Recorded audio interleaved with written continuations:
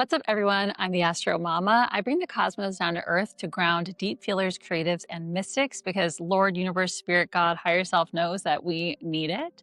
If you came over here from Instagram Reels or YouTube Shorts or Spotify and you've been following along with the smaller clips, hello, welcome to our first full-length, weekly-long AstroMama Astro Weather Forecast.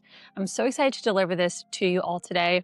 We have to say goodbye to one of our sweet dogs. Honestly, we've been crying like all weekend. It's been really sad. And I think part of my intentions for moving the set is just that, like, I would always record in the living room and he would like come and sit with me a lot of the times, like on the floor or on the couch. And I feel like just like for my grieving process, but also just, yeah, like to kind of honor that, I wanted to be in a new environment. So we're in a new environment, and I took a poll on Instagram. Thank you all for voting. And the majority of you said you prefer a weekly forecast and you prefer to watch your forecast. So here we are doing a weekly forecast, and I'm all about like following my gut and my intuition as a creator, as an astrologer, as a healer. But at the same time, I think it's really valuable to gather feedback of who I'm actually talking to and see like what you guys want. So thank you all who voted.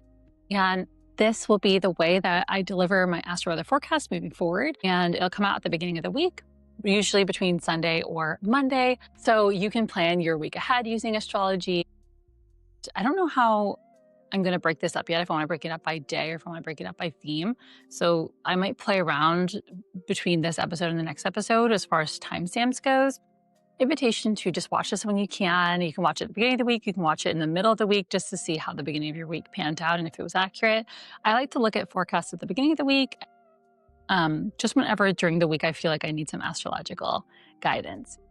So go ahead, grab your notebook or a pen or however you like to consume this content. You can grab your sneakers for a hot girl walk, and we're just going to jump right in. So on Monday, December 8th, we start off the week with the moon in Leo. This is a great day to express yourself and find balance in your life. And one day I was on the boardwalk with my family. We were going for a walk, and we walked past a Love Island casting call, a mass baptism in the ocean, a Christian concert in a parking lot, a live DJ set on the boardwalk, all at the same time, among many other kind of strange characters and like unique experiences we saw going on during this walk. And I checked my time passages app, as an astrologer does when they're getting a hunch about something, and surely enough, the moon was in Leo. So the energy focus on a day like today could be, self-expression and play and creating and these Leo moon-like themes. Something, if you look at that scene I just painted of our experience in the boardwalk, is that maybe there's a lot that these experiences have in common spiritually or something. I don't know. But from an outside perspective, like Love Island casting call, religious baptism, a religious concert, house DJ, billions of other people walking around, not billions, probably like thousands of other people walking around, don't have a lot in common, but maybe they do. And so this is the kind of day to encourage self-expression or play and just honoring the inner child within or honoring the children in your life. Mars in Sagittarius will be squaring Saturn in Pisces. That'll be exact around 4:15 p.m. Pacific time.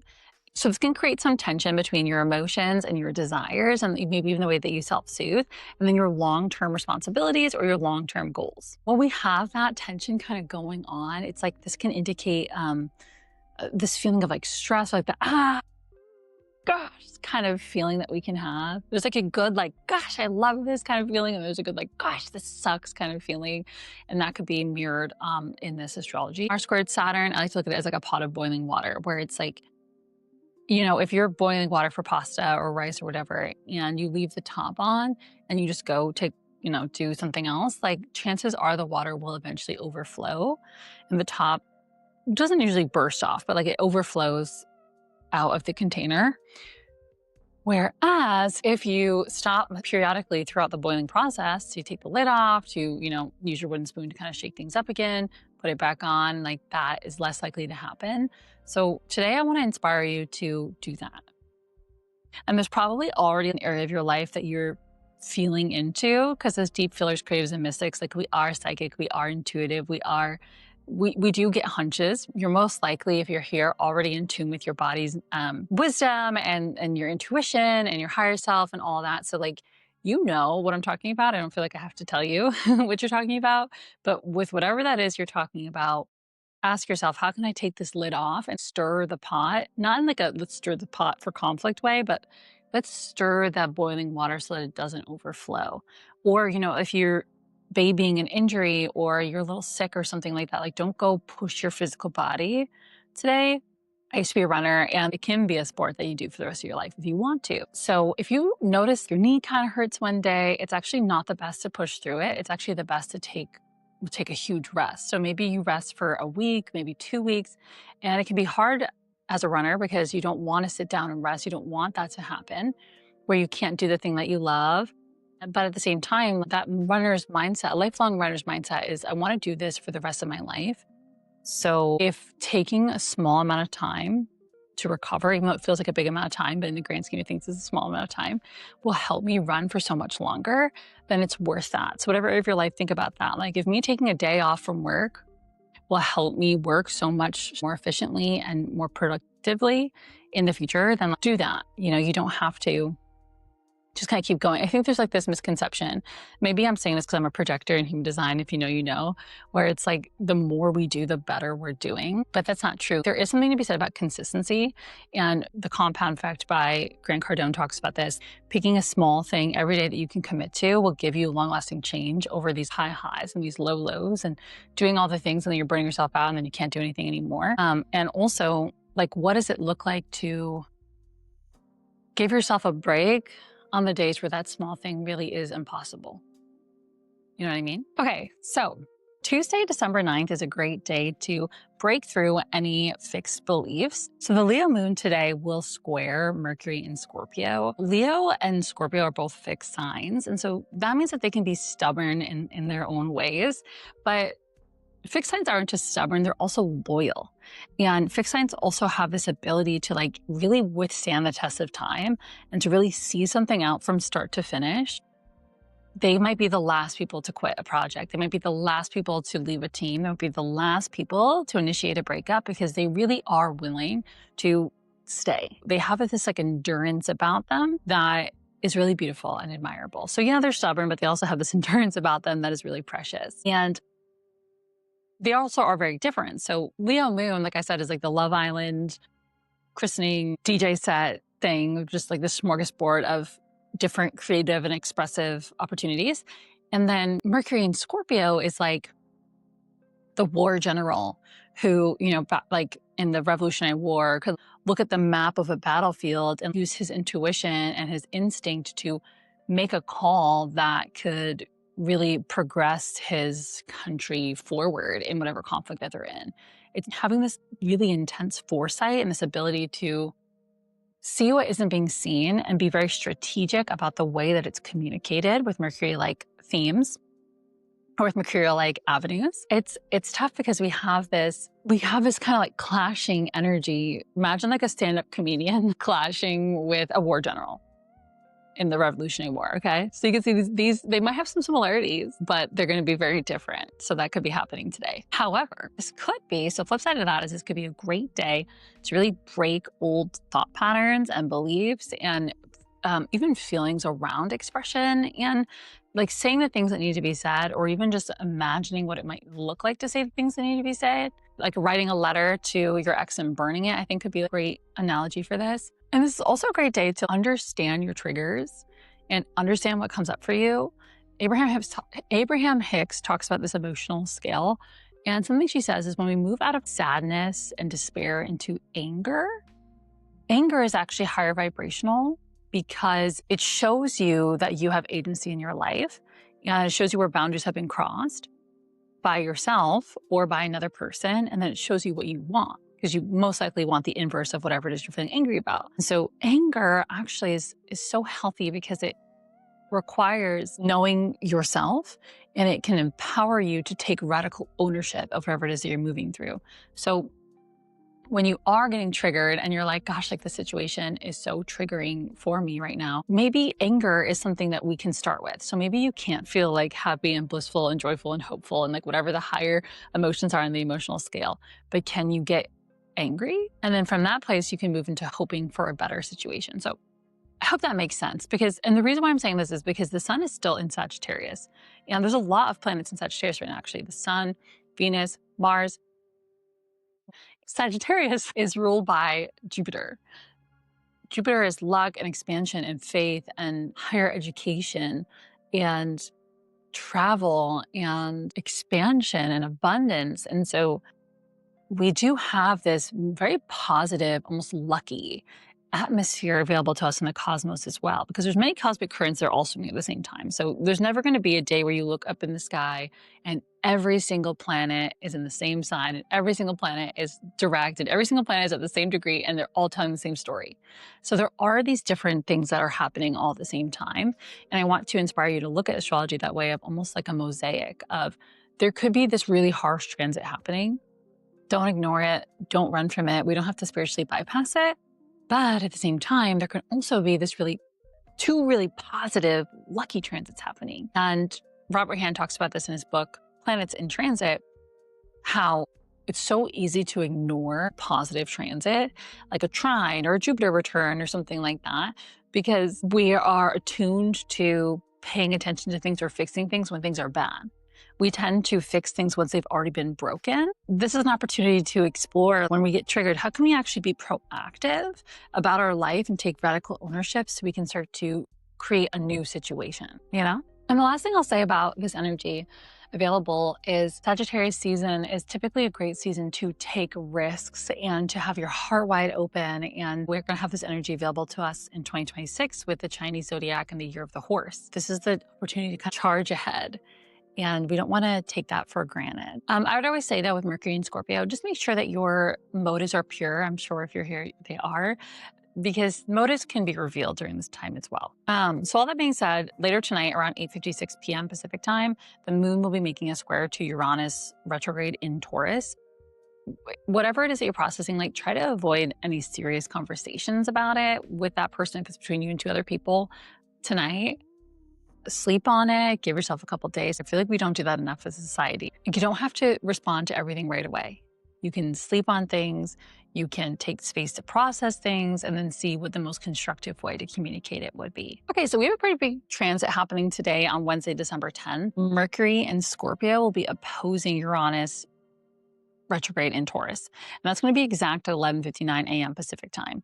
So could be a great day for some really powerful zapping tower moments, that more internal aha moment, a realization, a revelation, a spark of creativity, a spark of an idea.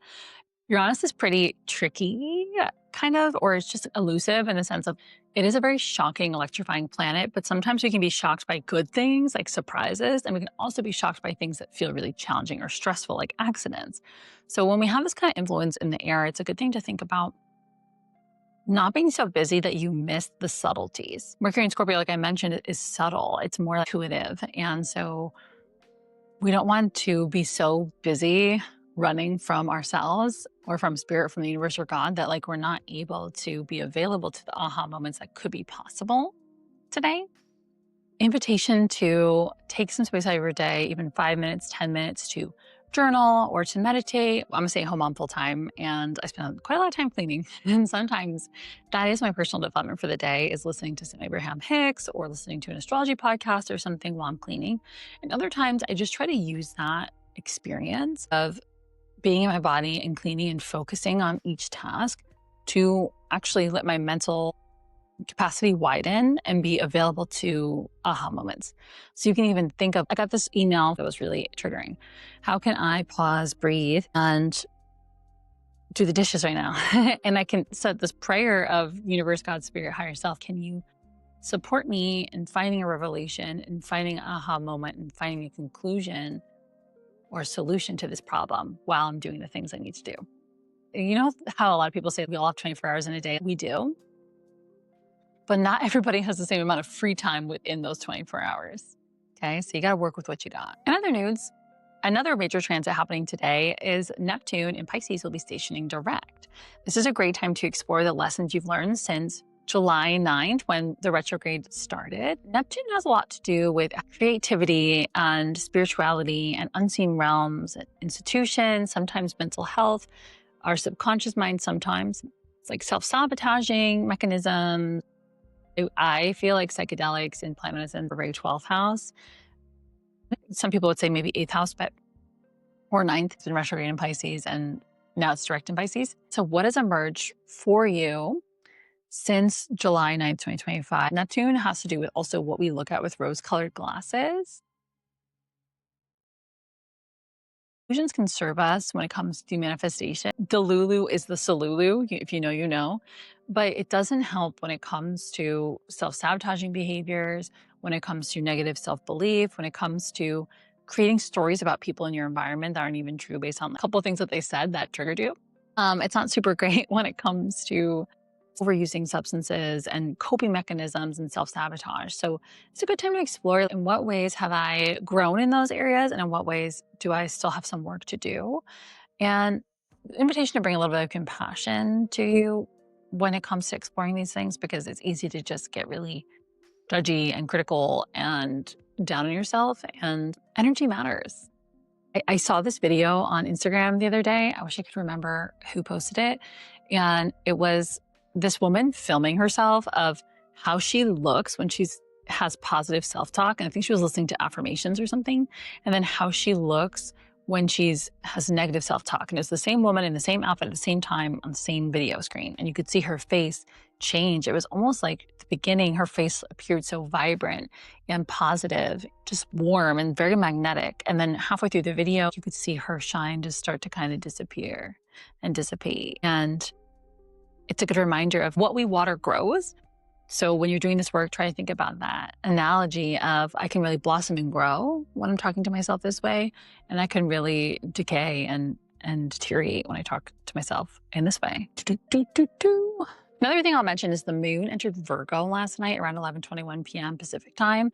So this can be a time of let's get down to business. It's a great time to do some maintenance work on your car, do maintenance work on your relationship, do maintenance work on your body, do maintenance work with your health, book the doctor's appointment, clean your closet, things like that, because otherwise you could get a little anxious with the moon in Virgo. Instead of being anxious about how something could go, just be proactive with it and do the hard thing now that sucks in the moment. So that way over time you can feel more peace in knowing that whatever issue it is that's on your mind right now is being taken care of. On Thursday, December 11th, the moon is still in Virgo, and also Mercury will be conjunct Black Moon Lilith in Scorpio.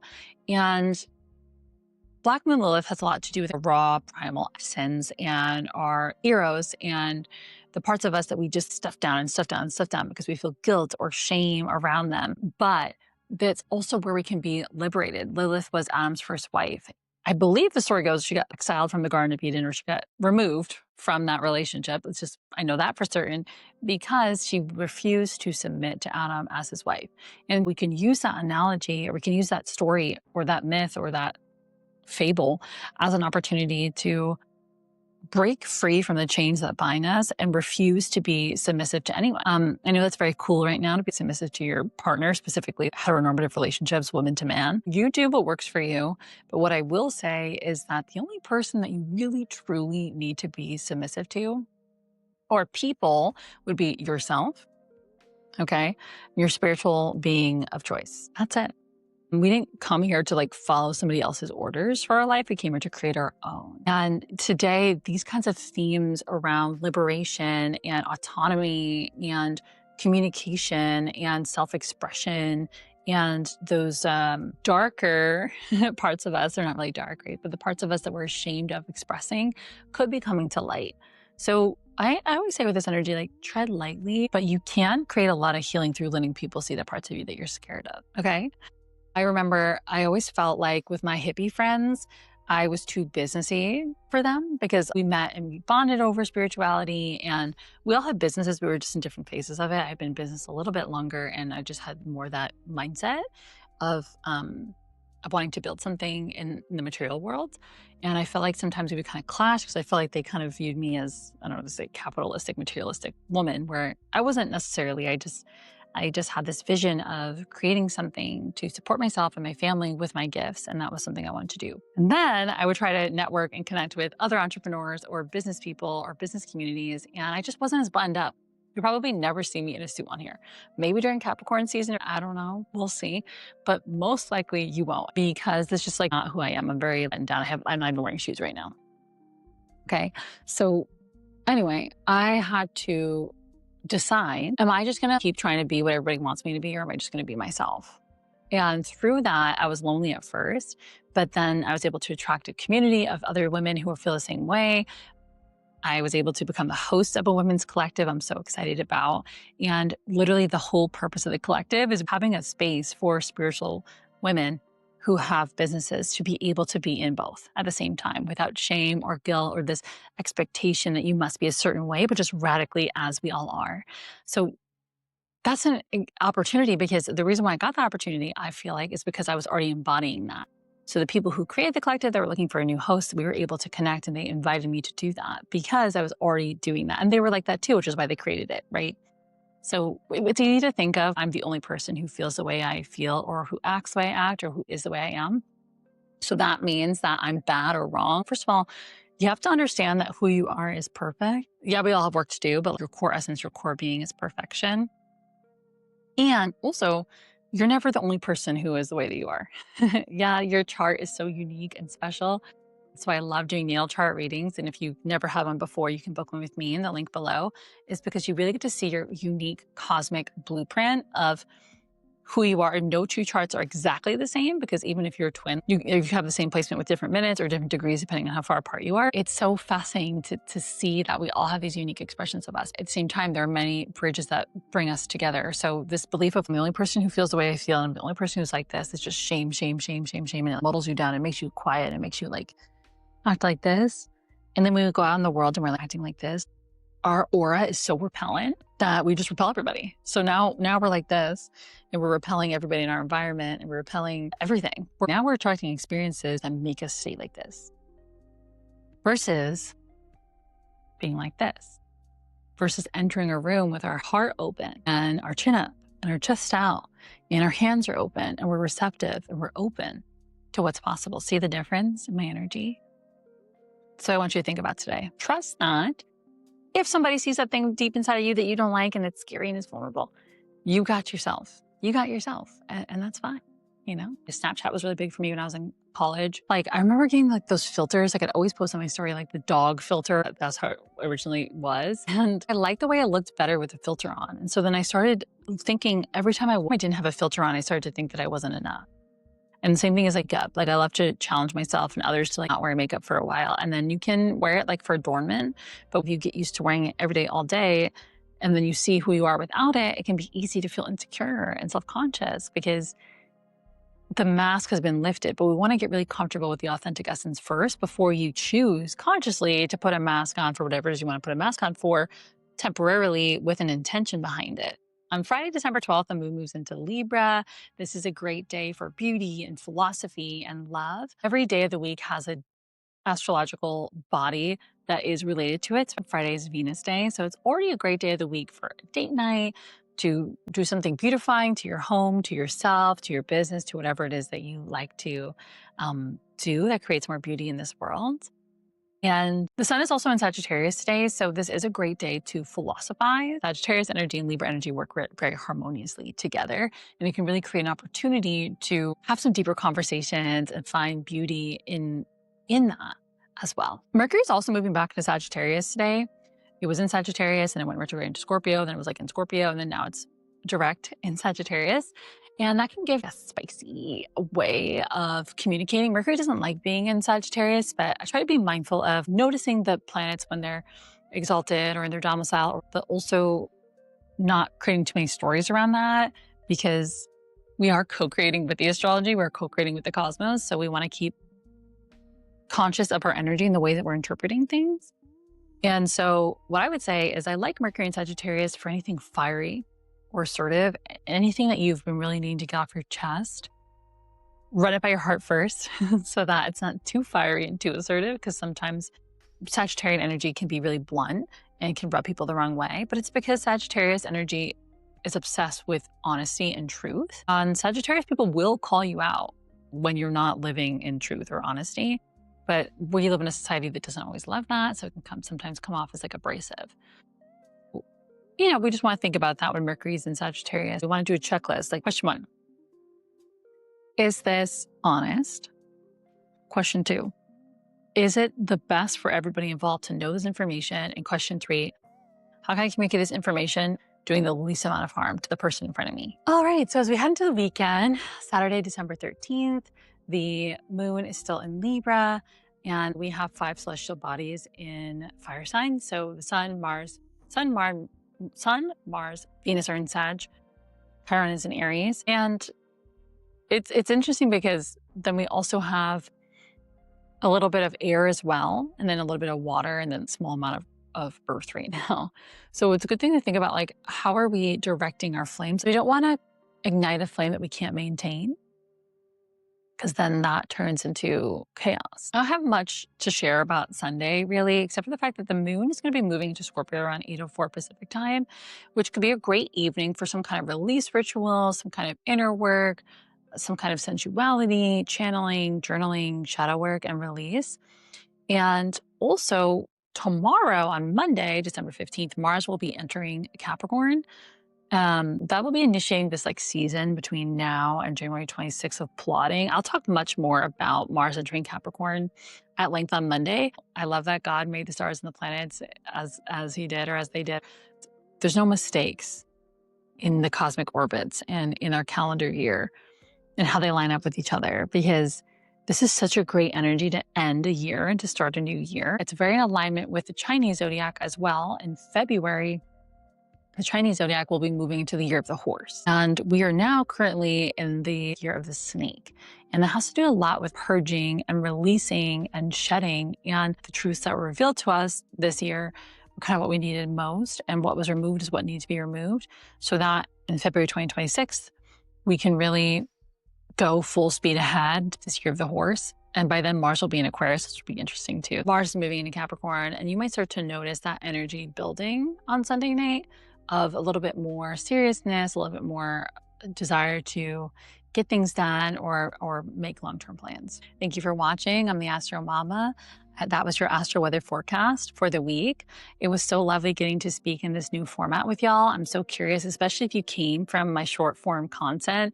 Comment below how you liked this. What do you want to see more of? What do you want to see less of? And if you do want to go deeper into your own personal astrology, I highly recommend booking a personal reading with me. I do natal chart readings, so who you are, your authentic core, your unique soul blueprint. I do transit readings on how the planets right now could be impacting you and how you might want to work with them. And the next year and beyond, because some planets move more slowly than others. And then also I do birthday readings or solar return chart readings. Those of you who have a birthday coming up, how can you best plan your year ahead based on the astrology that will be working with you between this birthday and your next birthday? So all that information is in the link below. We are here on YouTube, Spotify, and we will soon be on Apple Podcasts. Sending you so much love, and I'm just excited to grow together, and I'm excited to see how this space transforms over time. Much love.